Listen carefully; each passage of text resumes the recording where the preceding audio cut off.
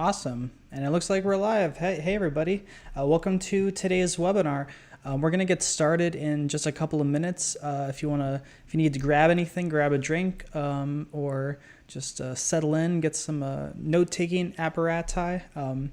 We'll be starting right at 3, so in about 2 minutes. In the meantime, if you want to comment below, let us know where you're from, where you're tuning in from, and let us know what your goals are for the webinar today. As well, because I always like keeping a finger on the pulse of what everyone's looking for. So let us know where you're from and what you are planning or hoping to accomplish during the webinar, and we'll start just about a minute, just to let people still kind of filter in, and we'll be starting very soon. All right. It's always cool to see so many people from all corners of the world tuning in. It's very cool. And if you have questions along the way, I should note this before we start. If you have questions, we will be doing a short Q&A at the end, and I'll be answering a few questions. So if you have any along the way, you can drop them in the comments in the chat, and I will answer as many as I can get to. All right. Hello, everybody. Thanks for tuning in today, whether you're with us here live or with the replay. It's really good to have you here, and hopefully this will be a very valuable webinar for you. All right, and it looks like it's 3, so let's go ahead and get started. So hello, everybody. My name is Ian. I'm the head instructor at Writing Launch, and today I'm going to be presenting this webinar on basically how to get started as a freelance writer. Usually, with our webinars, we try to give a lot of compact yet detailed knowledge on what it takes to get started, because that's usually the hardest part, and it's one of the things that we get the most questions about. So basically what I've done is I've taken information and content from our course, the No BS course on freelance writing, which is sort of our big flagship course, and I've taken parts of that and put it into this webinar today. So all the material that you're going to be seeing today comes right from our No BS course on freelance writing. So if you're interested in the webinar today, then you'll love the course. And another thing before I get started is you may have heard something about a free month offer. If you want to get more details about that, stick around until the end of the webinar, and I'll be giving you a lot more details about that and how you can go about doing that if you haven't seen that already. So without any further ado, let's get started. Let me pop over to these slides real quick.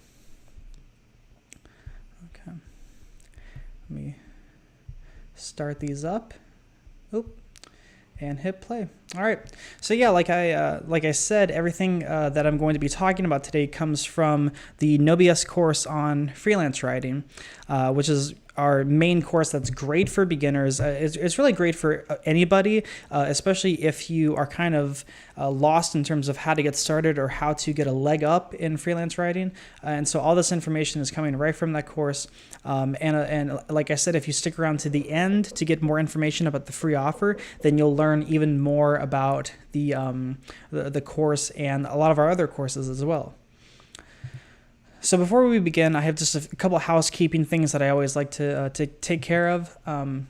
This is an objection that I wanted to address right at the start, because it's one of the biggest questions I get asked all the time, even outside of webinars. People always ask, oh, how much experience do I need to get started as a freelance writer? And the truth is that you don't need any to start. And it feels a little counterintuitive, but of course, everyone has to start somewhere, right? When I started out, I didn't have any prior experience really as a writer, and you don't really need anything like a degree or, any sort of professional experience or educational experience. You really just need to be able to write, and that's all you need to do to get started. And there are many, many ways for brand new writers to get published, and I'll be talking about many of those ways today. But I just wanted to cover this right at the beginning so that you know that you don't need any experience. So if that's been holding you back, then I hope it doesn't any longer, because you just don't need it. Of course, it's good to have, but it's the sort of thing where if you're just getting started, you should not let that hold you back. it's completely possible to build a very lucrative freelance writing career from the ground up. That's what I did, and it's what a lot of the writers that I've coached have done. So I know firsthand from seeing so many great examples that it really does work. And all you really need, like I said before, is the ability to write, a computer, and the willingness to learn. And that's going to be important because writing, pretty much anything is sort of a constant learning experience, right?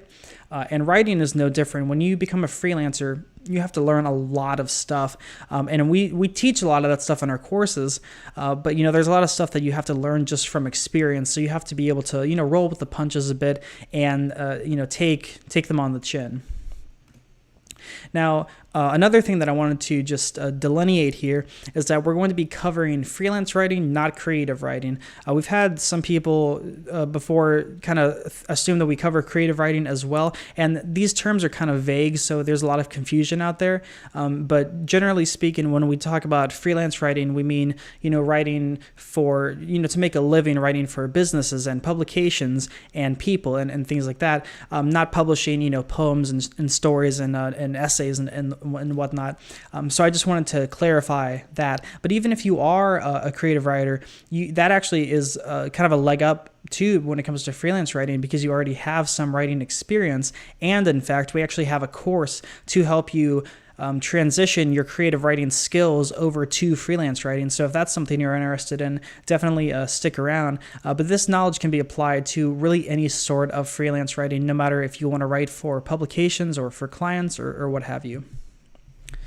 Now, for simplicity's sake, I've broken down this webinar into 3 simple steps to getting started. And it really is as simple as this. You have to first brand yourself. This is usually the trickiest part. It's the part that a lot of writers don't really think about because writers aren't really taught to think about this. So this is sort of insider knowledge, if you will. The second step is to get experience, of course. And the third and final step is to find work and keep finding work. So as you can see in these 3 steps, it's basically, set yourself up for success, try it out a little bit, and then keep finding work and keep building that momentum and maintaining that momentum. So that's what we're going to be talking about today. So let's talk about the first step of branding yourself, because this is often, like I said, the hardest part, because a lot of writers aren't told this. They're not taught this because it's really not common in a lot of freelance writing courses and educational materials. And I think the reason for that is that branding is usually something that you think about when it comes to a business. But as a freelancer, you are a one-person business. So you have to start thinking like a business in some ways. And one of those ways is by branding yourself. So what do I mean by branding yourself? Essentially, you want to be able to sell your value as a service, as a person, not really your writing. When it comes to selling yourself as a writer, you're not really selling the product of your writing. You're selling the value that you can bring to a publication, to a client. And that's the most important part of branding. And branding is basically the language of value. It's how you communicate your value. I think with a lot of these business terms, there are, a lot of definitions out there, and a lot of people use these terms in different ways. But when it comes down to it, the best way, in my opinion, to think about branding is just the language of value. And that's a very positive, way to think about this, instead of, thinking about branding as just, oh, how can I get people to buy stuff? Because, I think with a lot of sales type stuff, it's easy to kind of fall into that trap, especially with a lot of the material that's out there in terms of how people are taught to do branding and sales. But I think of branding as the language of value. Now, to start the process of branding yourself as a freelance writer, you want to think about these 3 questions.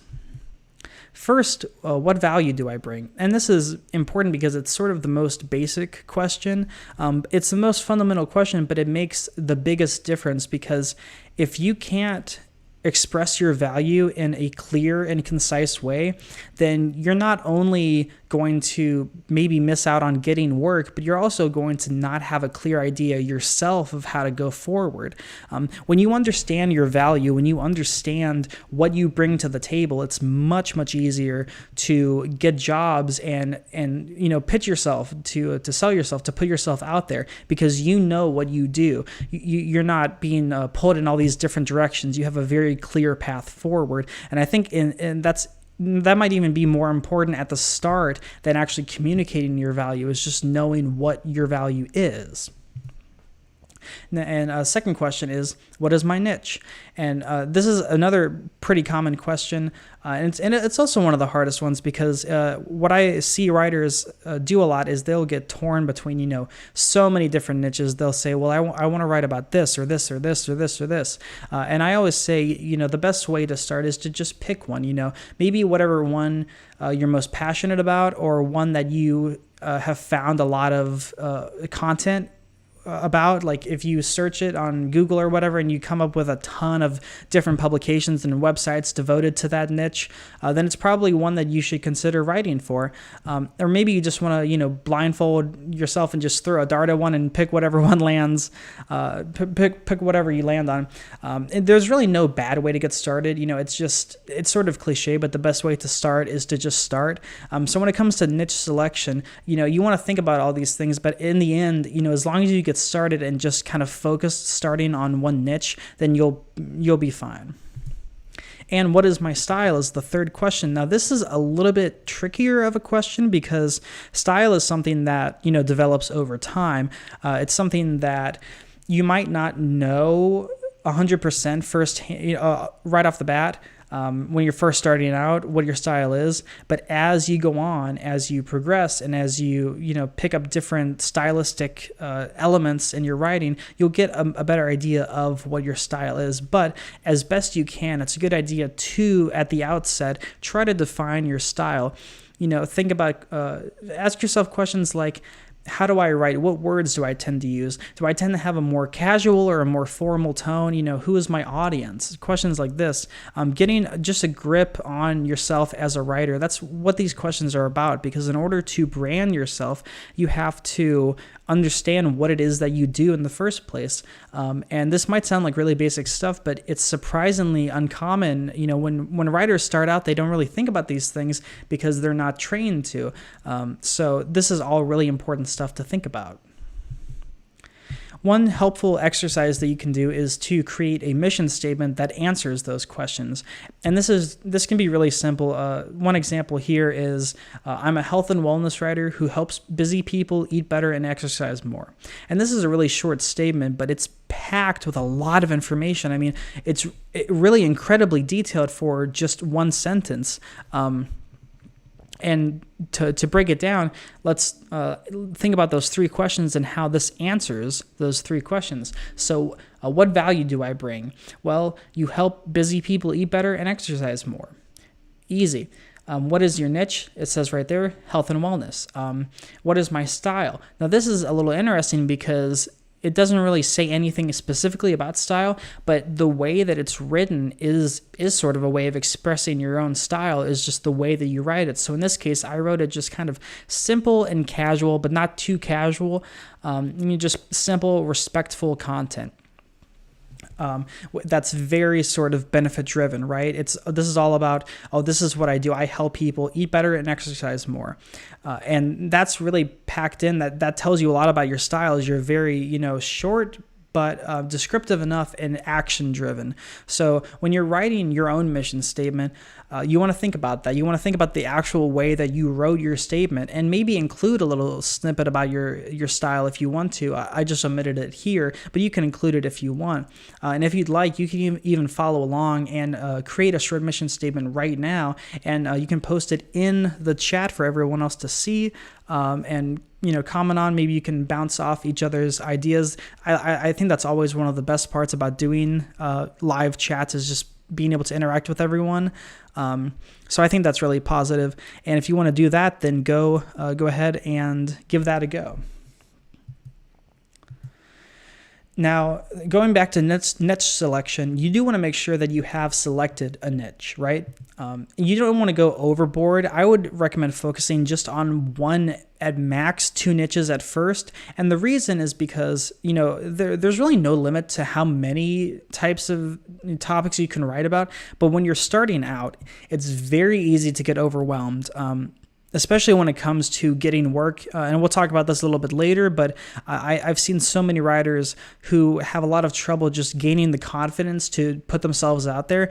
And that kind of overwhelmed feeling is compounded when you consider that these writers are often trying to write about 5 different topics at the same time. So if you just start out with one, if you take baby steps and just start out with one niche, maybe 2 at the most, then it'll be really easy for you to get started. You'll have a more clear path forward, and you won't be as overwhelmed because you'll just be able to write about that one topic or these 2 topics to start with, and it'll just be an easier way to sort of get your feet off the ground. And something to consider is that a lot of expert freelance writers write only in one niche. And when it comes to this conversation, we usually talk about generalizing versus specializing, where generalizing means, you just write about anything and everything that comes your way.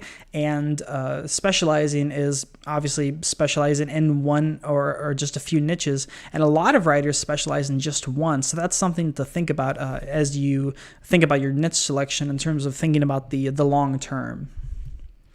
Now, this is a really important question, and if you take just one thing away from this this whole webinar, in fact, I think it should be this: what specific tangible value will you give to your clients and editors? This is such a crucial question, and I really can't convey how important it is because it's sort of the thing where you have to kind of get some experience and realize how important this question is. But it's, I think, the most crucial question you can ask yourself when you're starting out. What specific tangible value will you give to your clients and editors? And the reason this is important is, let's go back to what we were talking about a little bit earlier about being able to communicate value with branding and why value is so important. If you can't concisely define your value with a mission statement or another sort of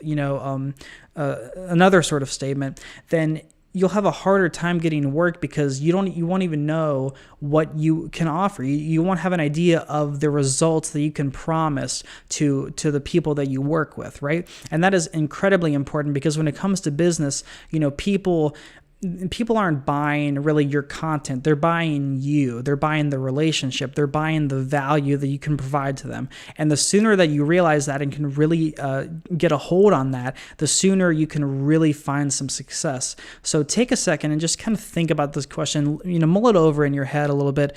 Let it marinate a bit because it's like I said, the most important question you can ask yourself when you're starting out as a freelance writer. And just keep this in mind as we move on. Overall, you want to start being able to think a little bit more like a business person. Of course, you'll have to pick up a lot of different skills along the way, and we teach a lot of those in our courses. But for now, I just want to focus on, thinking about value, being sort of value-centric, to use sort of a buzzword there. But yeah, you want to think more like a business person, and that'll really help you in the long run. Now, your brand is going to develop over time. That's totally fine. The reason that I just want you to take some time to think about branding right now is because it's so important to think about at the start. I didn't think about branding at all when I started out. I just wanted to get jobs. I just wanted to make some money, see how it went. And I really, really suffered in terms of, basically shooting myself in the foot and not having a grasp on that. And I distinctly remember one job that I found quite early on in my career that I was kind of interviewing for, and I'll never forget the guy doing the interview said that they just needed someone who was a little more business forward, and said that I was basically 15%. I think writer and 85% business person or something to that effect. And that, left a lasting impact on me because to be a writer, you do need to be a business person. And that's not a bad word. It's just par for the course. It's what comes with the territory. But, like I said, your brand is going to evolve over time. That's totally natural. But when you're starting out, if you really think about your brand, at least how it is right now, then you'll give yourself a massive edge when it comes to your competition, when it comes to getting work and getting work instead of other writers getting work who may not have as good of a grasp on their brand. So this is, again, really valuable stuff to think about. Now let's talk about step 2, which is get some experience. Now, this is probably what a lot of you are really interested in. This is sort of the juicy stuff, and it's a lot easier than you think. So let's break it down. Now, of course, even if you're just kind of testing the waters and seeing if freelance writing is for you, or if you're building a long-term career, you do need experience either way. Now, you don't need experience to start, but if you're going to make this into a real thing, you're going to need experience. So the question is, how do you get that when you don't have any? It's that classic catch-22. One thing I want to impress upon you just to start with is don't take on any unpaid work if possible. And I say this because one of the most common conceptions among freelancers who are starting out is that, you need to work for free to, get exposure, just get a few pieces in your portfolio, and then you can ask for paid work once you have that. And this is just blatantly untrue. There are many ways you can get paid without having any prior experience as a brand new freelance writer. I think just for various reasons, this narrative gets tossed around that you need to work for free, that it's sort of a necessary evil, but that's far from the truth. And later on in the webinar, we'll talk about some ways that you can achieve paid work without any experience. Another downside of free work is that if you take on too much free work, first of all, you can get used to it, right? You can start undervaluing yourself. But also, if you offer free work in a client relationship, that can make the client think that you're just happy to work for free and that they can keep demanding, free content from you, when obviously that's not the case. You want to get paid for what you do. This is work. This is your job. But so many writers just, write for free so much. I mean, I've seen a lot of writers who join our program who say that they've been writing for free for years and they've never gotten paid. And that just breaks my heart, because you should be getting paid for your writing and it's totally possible to do so. So try not to settle for, a lot of free work. I think, writing a few free articles is not a huge deal, but if, there are ways to get paid, and we'll talk about that later on. Another thing I have to say is to resist the urge to join content mills. Now, this is an entire webinar in itself, and in fact, we actually did a little podcast episode, Jacob and I, on why content mills are so bad for freelance writers. So if you end up joining, you can listen to that. But for now, I'll just tell you they are not worth it. These places are places like Text Broker and Constant Content. You probably know what a content mill is if you've looked around or seen one. It's just these huge sites where writing is outsourced and you just get whatever jobs are sent your way and you just have to write like 500 words for like $1. And again, so many writers think that they have to do this. And I've come across so many members who I've thankfully been able to sort of pull out of the sinking ship that is content mills. Because they're really just a dead end. You're not going to go anywhere if you join a content mill. It's very hard to break out of them. And the same is true for freelancing platforms. So platforms like Upwork and Fiverr. I started out on one of these platforms and I really regret it because it was so detrimental to my career. It slowed me down so much and it made me undervalue myself. And of course, all of these sites, the reason they're so appealing is because, it's easy to find work. But if you take just a little bit of time to learn the strategies yourself, then you won't need to rely on these middlemen. All of these sites have two basic things in common. One, they pay very little, and two, they're not worth your time at all. With the techniques I'm going to show you today, you can get paid easily, 5 to 20 times as much as you would on a content mill, and probably even more. So let's talk about that a little bit later on. Now, there are two basic ways that I like to talk about getting high-paying writing jobs. And if you're starting out, you probably have already thought about one of these two ways, but this really doesn't have to be a choice of one or the other. You can go down both of these paths, and I encourage you to. So let's talk about these two ways.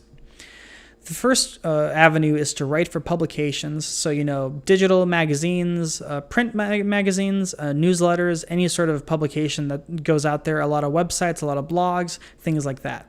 And then you have writing for clients. So think about like small businesses, entrepreneurs who are maybe doing something by themselves, people who might need a resume written for them or something like that. These are all fall under writing for clients. And again, both of these are really good avenues for freelance writing, and I encourage you to pursue both of them. So we're going to talk about both of them briefly. And again, we have more content devoted to this in our courses. So stick around to learn about our free offer if you're interested in that. Now, how to get started writing for publications. This is what a lot of our writers that we have want to do. And one thing I'll say really quickly is that this is a really good avenue to take, but I would encourage you to explore both of these avenues, not just this one. But let's talk about this. The secret to writing for these publications, which is also known as it's writing for guest posting and guest blogging are the terms. But yeah, the secret to writing for publications is to just kind of do it. There's no real secret here. The secret kind of is itself, right?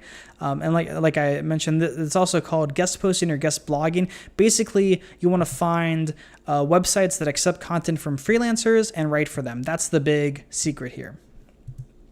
And the good thing is that many sites that you'll find do pay for articles, and you don't need any experience to get started.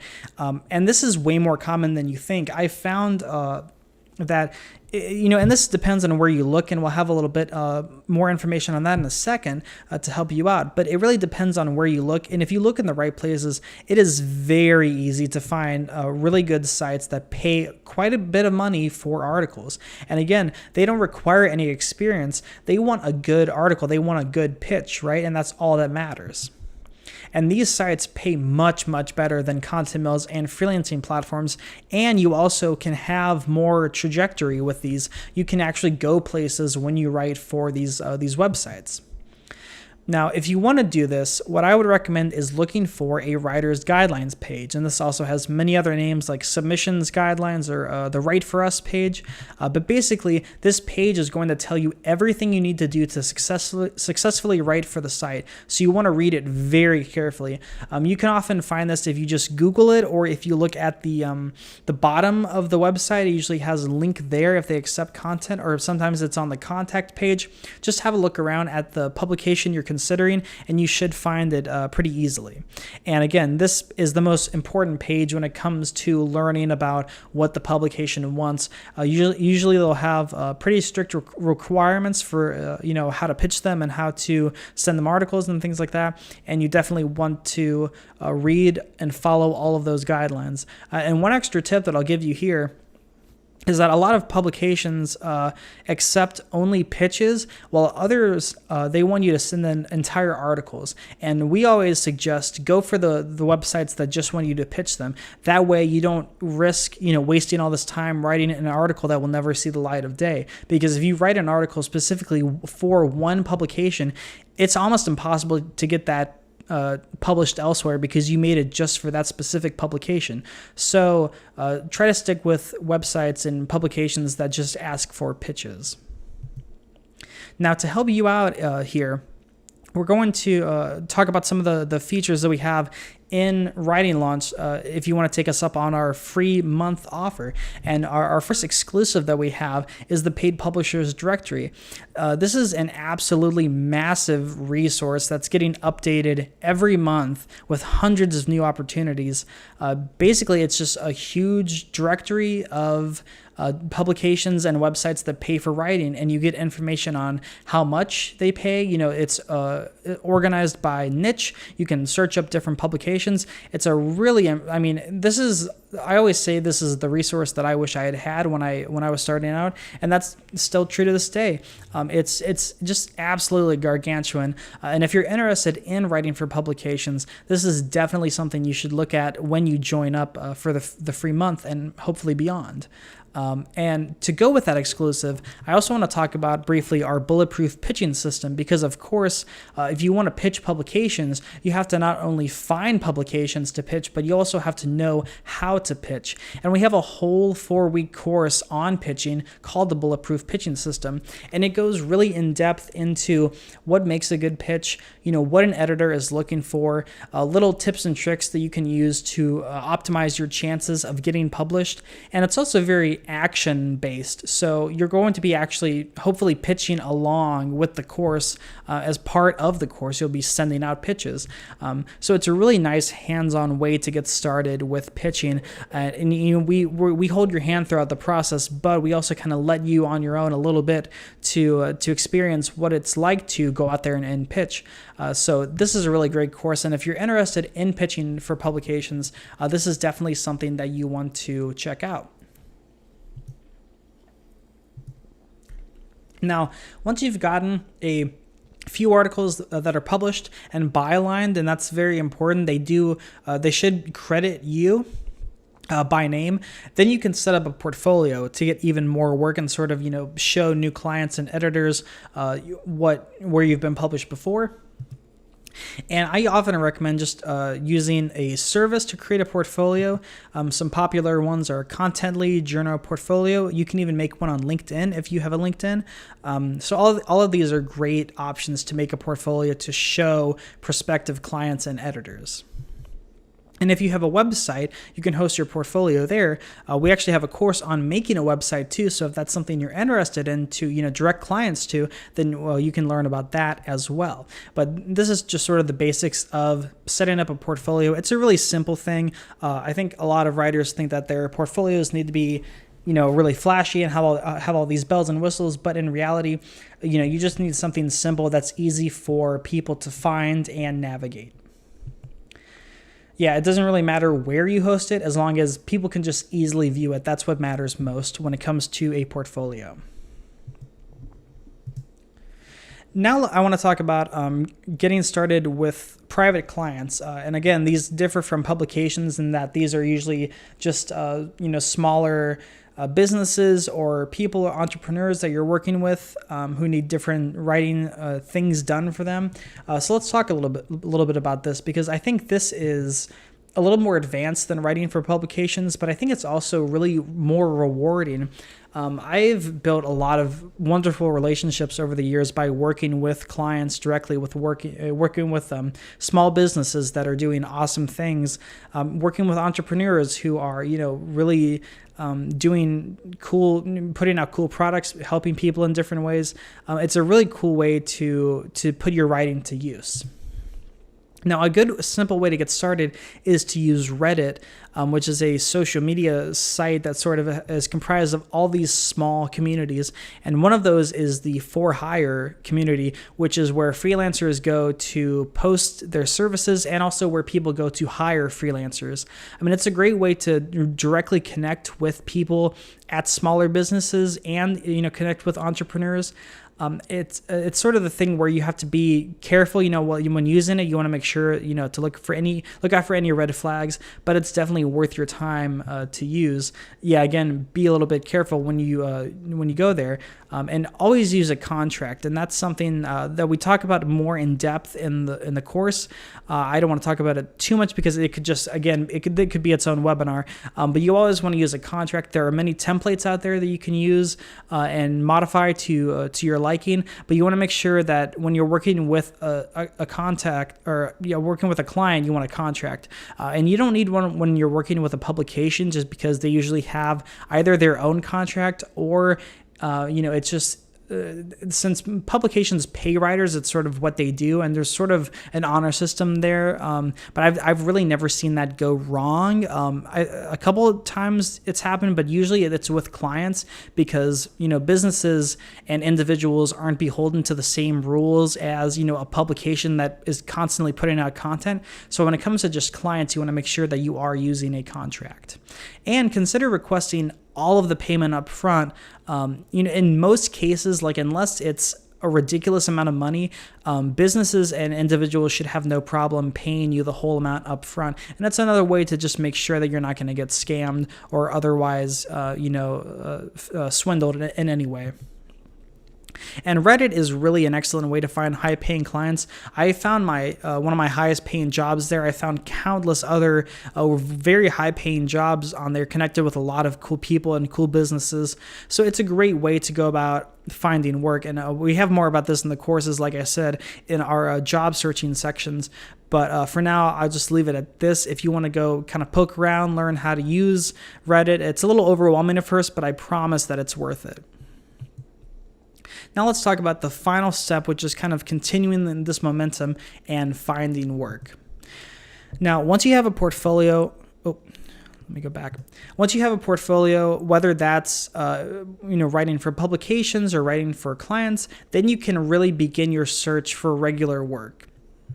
And by this point, you're going to have a pretty good idea of whether long-term freelance writing is for you. You're going to have a good idea of if you want to make this into a career or not. And that's really important to know because, freelance writing is not for everybody, but I think it's applicable for a lot more people than you might think.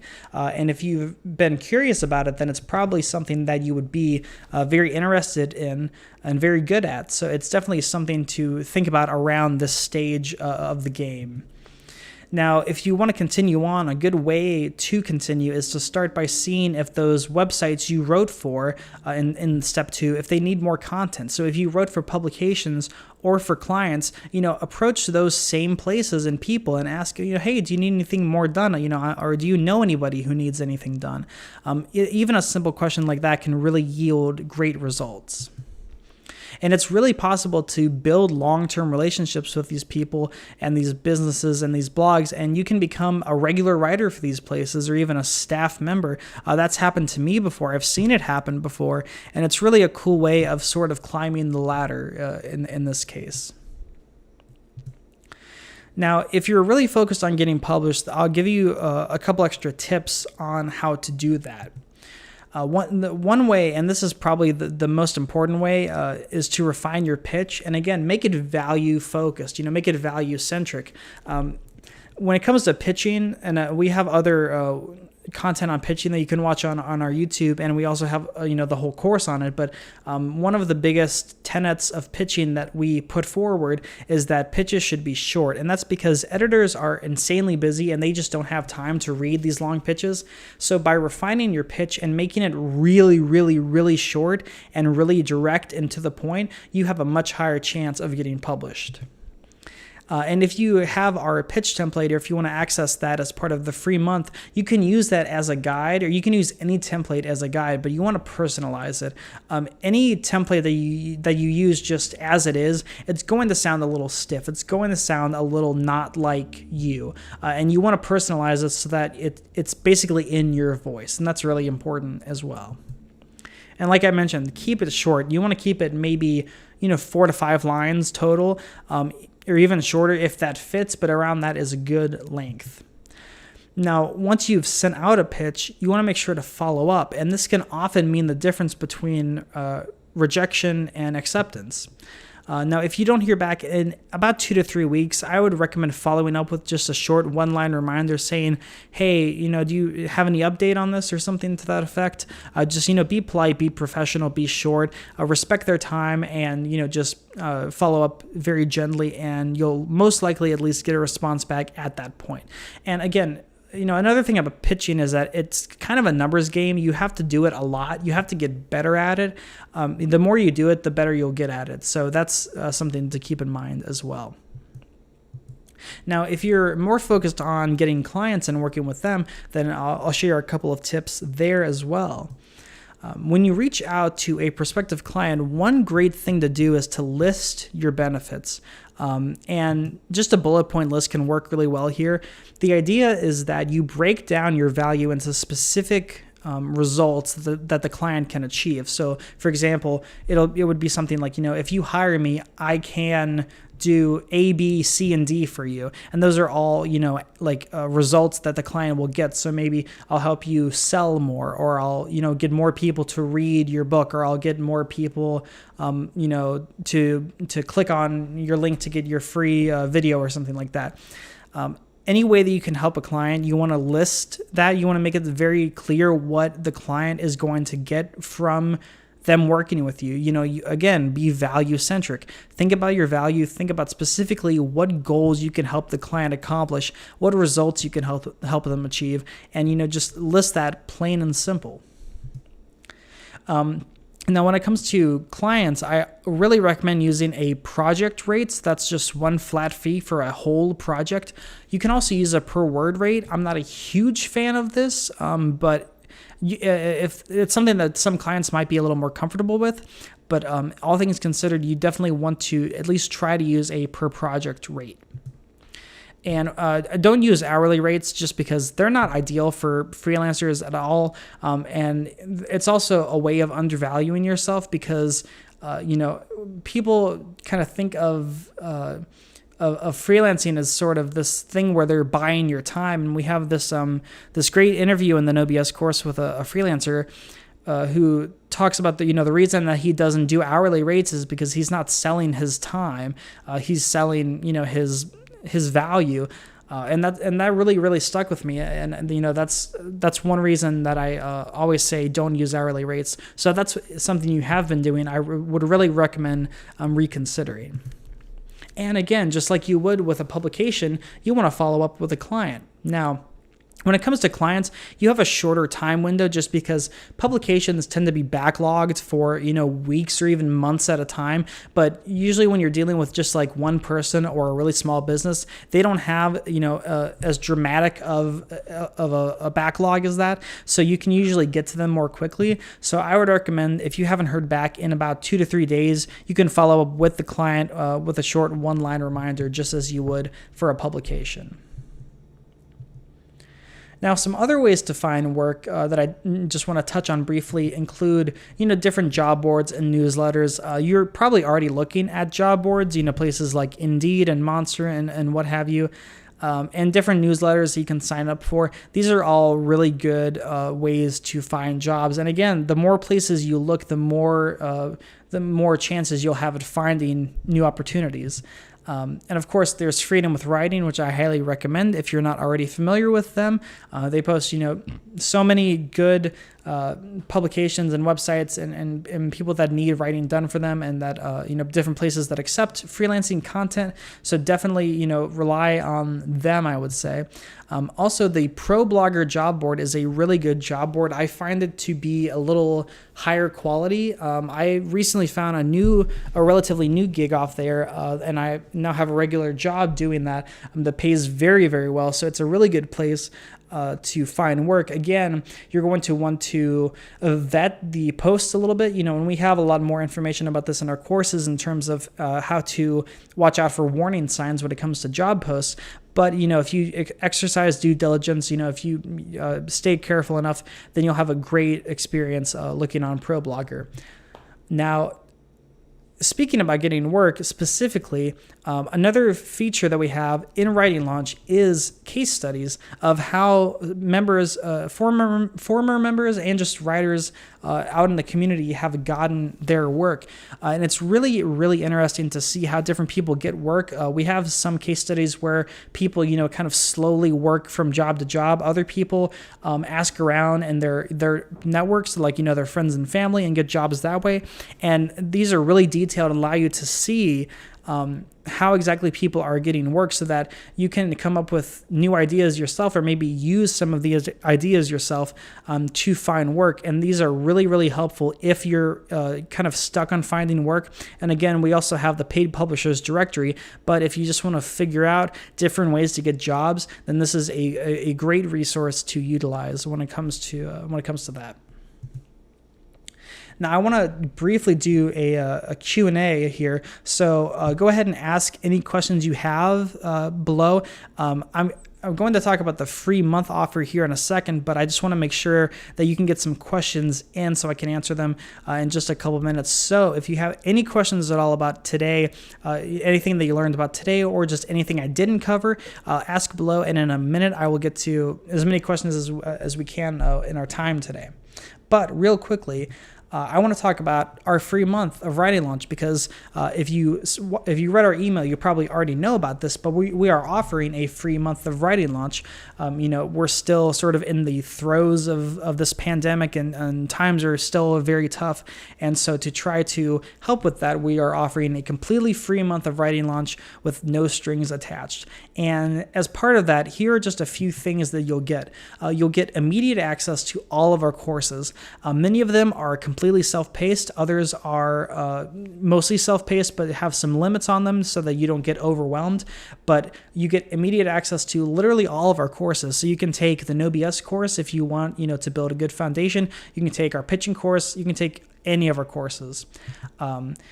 If you want to take our No BS course on freelance writing, then you can build a really solid foundation of knowledge in terms of how to get started, how to really start out as a freelance writer, how to pick up the skills necessary to succeed as a freelancer.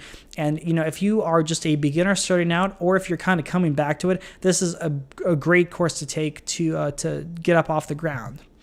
If you want to take our 7-day pitching course that we have, you can use this to get your first byline. This is just a simple week-long course that we have that goes over how to get your very first publication. And we've had people get their first bylines using this course. So it's really effective. It's very action-driven, of course. So it'll rely on you to do a lot of work. It's going to be intensive, but it's also going to be really rewarding. And I highly recommend it if you're into writing for publications. You can also, if you want to do something a little more advanced, you can take our copywriting crash course to break into higher paying jobs, because copywriting is usually what a lot of more experienced writers turn to. And our crash course is a great way to get used to the fundamentals of copywriting and expose yourself to a whole new world of writing jobs. You can also, like I said earlier, you can access these hundreds of new opportunities every month with the Paid Publishers Directory. I mean, we have thousands of opportunities just waiting for you to uncover in the directory already, and we're adding to them every single month. It's extremely exciting. If you're into writing for publications, like I said, this is a resource that you really, really owe it to yourself to look at. You also get unlimited email support, so you can get personalized feedback. We offer email support to all of our members, and we prioritize them and make sure that we give them customized feedback. And this is a really, really good deal, because for similar coaching options, you would get charged a lot more in other fields, but for us, it's just included in the cost and, of course, in the free month. And there's so much more. I mean, training videos, those case studies I talked about, so many things to take advantage of. So if you're interested in joining for the free month, you can enroll now by clicking on the link above and submitting your details and joining, and it's as simple as that. I'll get to the Q&A here now, but again, if you're interested in enrollment, definitely give it a whirl. It's a free month, literally no strings attached. You can cancel anytime just by emailing us or canceling in your profile. Very easy, but we hope you'll stick around. And if you have any questions about enrollment or about joining up, you can ask that in the Q&A as well. So on behalf of Jacob and I really hope that you will, at least give it a shot, see what it's about, see if it's for you. And I think you'll really be happy with what you find. That we've put a lot of work into all of the courses and all of the material, and it's this is years worth of experience. So if you take advantage of it, you can really give yourself a shortcut. So let me get out of here now, and I'll answer those questions for you. All right, so let's look at some of the questions you've submitted. Let me take a peek. I'll answer a few here. Oh, here's a really good question from Jason. This is a really good one, which is, I've been an arts and entertainment writer, but that niche has been hit hard due to the pandemic. Should I find another niche? And that's a really good question, because there are a lot of niches that have been impacted by the pandemic, especially things like travel, that are not really feasible anymore. And it really depends on the niche, because a lot of different industries are taking new approaches to their field. So for example, travel blogs, instead of writing about, maybe actually flying across the world, they're writing about, how to do like stay-at-home vacations or how to travel locally or things like that. So a lot of these niches have already adapted to kind of the new normal. Now, in arts and entertainment specifically, I don't know a whole lot about that specific niche, but I don't think you should necessarily pivot unless you give it a little bit and see whether that niche has really been impacted. Now, Jason, you said that it's been hit pretty hard due to the pandemic. I think in your case, it would be wise to at least start exploring other niches a little bit more. And again, you can write in 1 to 2 niches when you're starting out. And as you get more experience, as you get more used to the idea of handling different niches and being able to juggle them, you can write for pretty much as many niches as you want to. Of course, most people just end up writing in a few, but it's definitely a good idea to always keep your options open and to not put all your eggs in the one basket. But yeah, it really depends on the niche, and it really depends on how that niche is reacting to the pandemic. And really, in my experience, most of the niches I've seen are, like I said, adapting or haven't really been impacted that much. But there are some that have really, like you said, been hit hard. So it depends on the severity. But I would recommend, always keeping your options open and not relying on any one niche to carry you, for forever. You want to be able to look around and see what's out there and adapt yourself to the changing environment, the changing economy. That was a very good question. We have a question here from David, who asks about ghostwriting. Now, this is something that I can attest to personally. I've been doing ghostwriting for like the last 5 years or something like that. And ghostwriting, I could do a whole webinar on this, but there are basically 2 important things that you need to know about ghostwriting. One is that the pay is usually a little bit better than what you'll get for non-ghostwriting jobs. Not always, but it really depends on how you get the job, who you're working for, the size of the business. But generally, industry-wide, the rates are going to be a little bit higher. Not like anything really significant, but it's significant enough for me to mention it. So it is a chance to have kind of a more lucrative opportunity. Of course, the downside to that, and this is the second thing you need to know, is that you can't really use that experience anywhere. Now, it really depends, again, on the relationship you have with the person or business that you're doing the ghostwriting for. And if you have to sign like an NDA or something like that. But in most cases, you won't even be able to mention that you worked at that company, and you definitely won't get credit for it. So there's sort of a trade-off there. Now, I've always used ghostwriting to sort of supplement other jobs. So I've always had jobs that, I take credit for, that have my name on them, that I can use in my portfolio to gain more work. And I've always kind of kept that parallel to ghostwriting. So I think that's a good method to use if you want to get into ghostwriting. But I wouldn't become like a career ghostwriter unless you have unless you're really certain that you're going to keep getting jobs and that you have, connections in that way. But I think it's a good way to supplement your kind of your main writing thing. I would never really make ghostwriting my main thing, but there are people out there who are career ghostwriters. It's a little harder to do, but it is doable.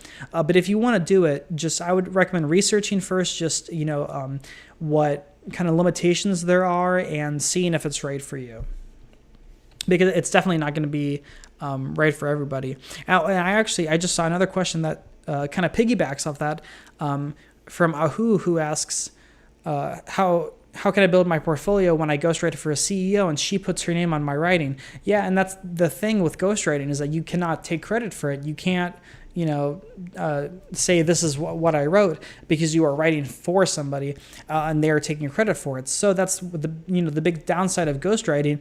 But again, it does pay usually a little bit better. So that's the trade-off. But if ghostwriting is your main thing, I would really recommend finding other avenues where you can take credit for your work. That's very, very important.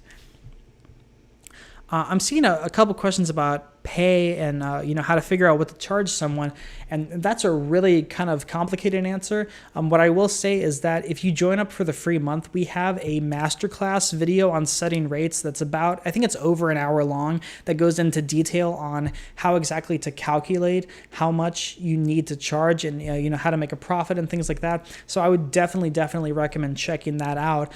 It's I think one of our most underused resources.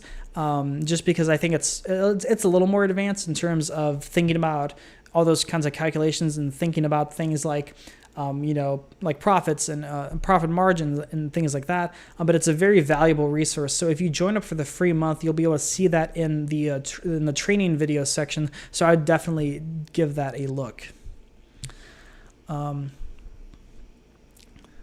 Here's a good question from Carolyn, who asks, is it ever appropriate for an editor or publisher to alter your work in some way? And she also asks, say they wanted to add revisions that they didn't discuss with you and publish the final product that you haven't seen. This is really common. Most of the time, if you submit an article to a publication, the editor or one of the editors is going to edit it in some way because usually even if you write in the tone of the publication, even if you do your best to match the publication in terms of tone and style, they're always going to want to do just at least a couple small things to really make sure that it's sort of customized to them. Now it really depends on, I think, the size, like the amount of the changes, because it's pretty common for you to submit something and then for the editor to make changes, and then you don't see those till they get published. One funny thing that happens there is a lot of times what will happen to me, at least, is I'll notice that the editor has edited my grammar to be incorrect, which I always think is kind of funny. It's happened a couple times, but it's a humorous thing there. But that's pretty common to have those little stylistic changes made. Now, if someone's adding, like entire paragraphs or like changing your article dramatically, then that might be something to email the editor about and be like, hey, this is very different from what I sent you, what's the deal? But I think in most cases that's not going to happen. I've never really seen that happen. I would just, that's usually par for the course in terms of just having it edited. Now, if they add on to it or something, like if they add extra content, again, that might be where you want to talk to them about it. But in most cases, your work is going to go through a final round of polishing, and that's totally normal. Let me answer one more question because I don't want to keep you too long.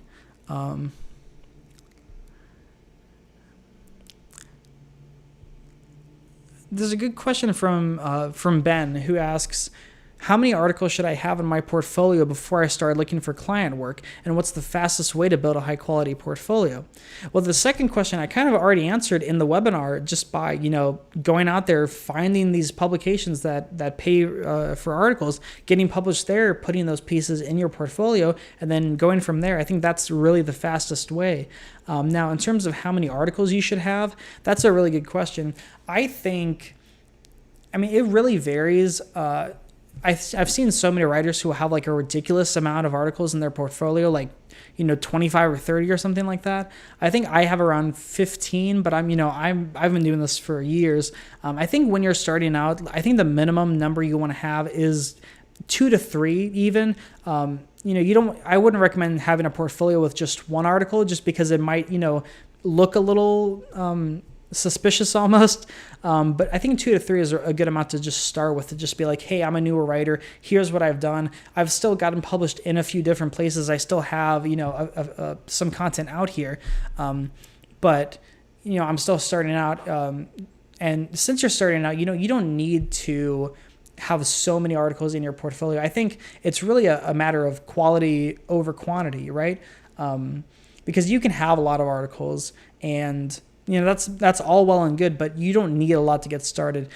Because when it comes to showing editors and clients, what you're all about and what value you offer. You just want to be able to show them something. You just want to be able to show them what you do, and that can usually just take 2 or 3 articles. So I think that's a good amount to have if you're just starting out. You know what? I'm seeing a couple other questions. I'll answer one more and then we'll call it a day because I don't want to keep you for too long. This is the question I wanted to answer from Eric, who asks, some sites pay per word while others pay per article. Which is better and why? And that's a really good question. And when I talked about project rates versus hourly and per word rates, I didn't really talk about per article, but per article is sort of the same idea as per project. You're getting a flat fee for a big project, and for per article, you're getting one rate for the entire article. For per project, you're getting one rate for the entire project. It's the same idea. Now, Eric is specifically asking about per word versus per article. And the reason I don't love per word is, again, because it places the focus on the wrong place. I talked earlier about hourly rates and how they're bad because they essentially they force you to sell your time. Per word rates are similar in that they force you to just sell your output, like the specific quantifiable amount of words that you put out, when really that's not the most important part. Because most places will have a certain length of article that they want, so maybe around like 1,500 words or 1,000 words or something like that. But generally, that's not like a rigid, that's not super rigid in terms of flexibility. You wouldn't want to write like 500 words if they ask for 1,000, but it doesn't have to be like exactly 1,000 or even around there. But again, I don't think that number is as important as the article itself. When you charge per article, or when someone pays you per article, they're paying for just your content. They're paying for that whole thing. They're not just focused on, how many hours did you spend writing it? How many words is it, because those are again, the focus is in the wrong place, because if you keep going on as a freelance writer thinking or selling yourself in those terms, then you're going to be placing the focus just in the wrong places.